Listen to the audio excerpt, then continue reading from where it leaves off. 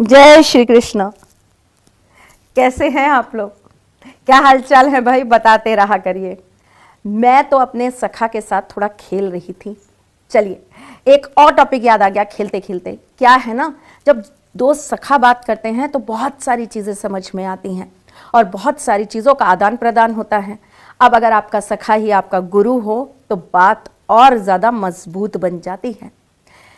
अब हम बात कर रहे थे किसी चीज के ऊपर। क्या मैं अपने सखा के बालों में घी लगा रही थी? हाँ, मैं अपने सखा के बालों में घी लगा रही थी।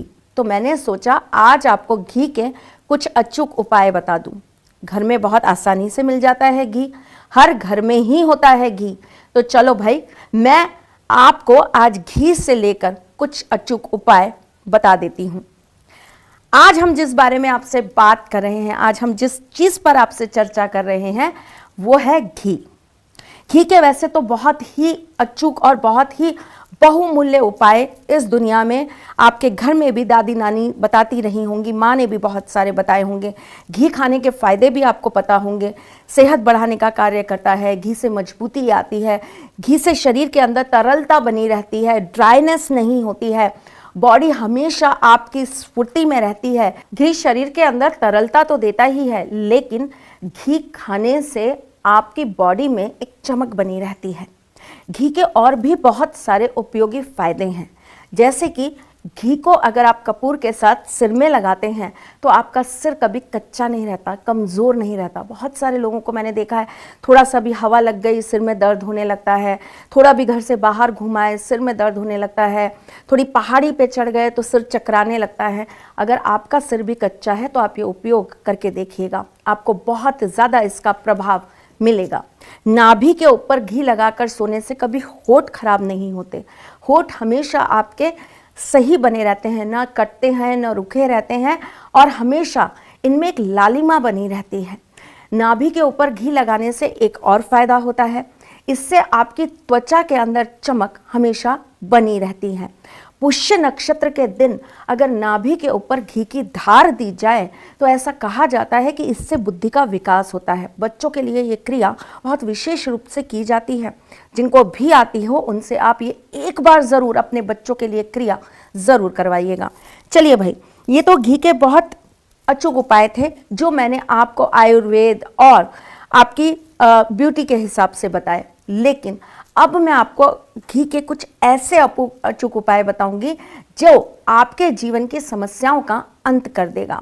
जैसे कि अगर आपके जीवन के अंदर कोई बहुत ज़्यादा कष्ट चल रहा है, कोई ऐसी चीज़ जो आपको बहुत परेशान कर रही है और जिससे आपको निवारण मिल ही नहीं रहा, तो आपको सोमवार के दिन घी शिवलिंग पर ज़रूर चढ़ाना चाहिए। अगर आप घी से रुद्राभिषेक करा सकें तो ये बहुत ही अच्छा रहता है, भाग्य खुलता है और कष्ट खत्म होते हैं।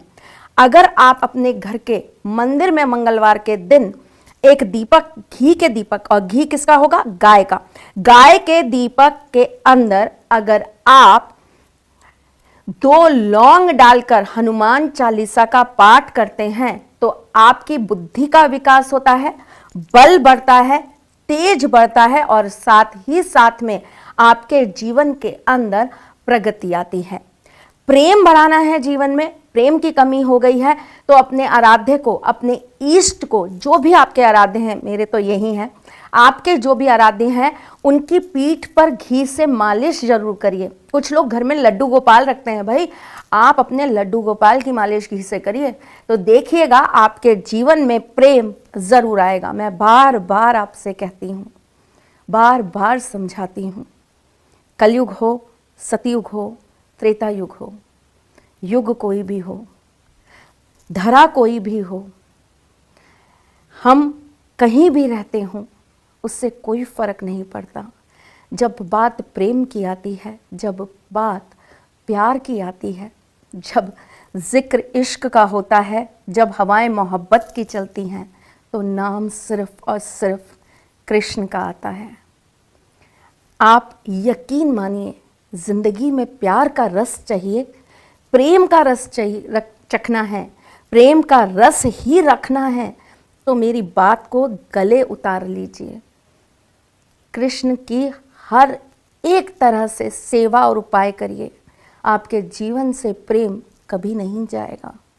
बहुत सारे लोगों को मैंने ये कहते और बोलते सुना है कि जो कृष्ण के दीवाने होते हैं उनके पास कष्ट भी बहुत होते हैं।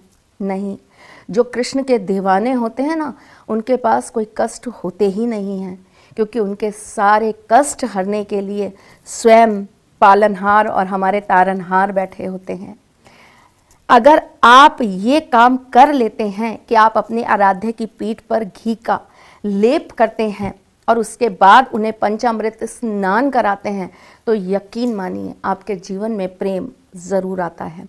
शुक्रवार के दिन अगर आप गाय से निर्मित घी को अपने पूजा घर में रखते हैं और उसका दीपक अगर आप कलावे की बत्ती के साथ जलाते हैं, तो इससे माँ लक्ष्मी प्रसन्न हो जाती हैं।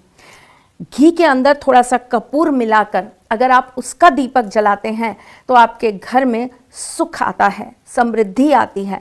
जिन घरों में बच्चे होने में दिक्कत हो रही है, जिनका वंश नहीं बढ़ पा रहा, जिनके घर में किसी ना किसी वजह से वो माँ बाप नहीं बन पा रहे, चाहे आपको फिजिकल प्रॉब्लम हो भाई, चाहे कोई और प्रॉब्लम हो, मुझे नहीं पता, लेकिन निरंतर रूप से अगर आप हर पूर्णिमा पर घी के दीपक के अंदर थोड़ी सी हल्दी डालकर अगर आप जलाना प्रारंभ करते हैं, तो यकीन मानिए आपके घर में संतान की प्राप्ति, और वो भी बुद्धिमान संतान की प्राप्ति ज़रूर होगी।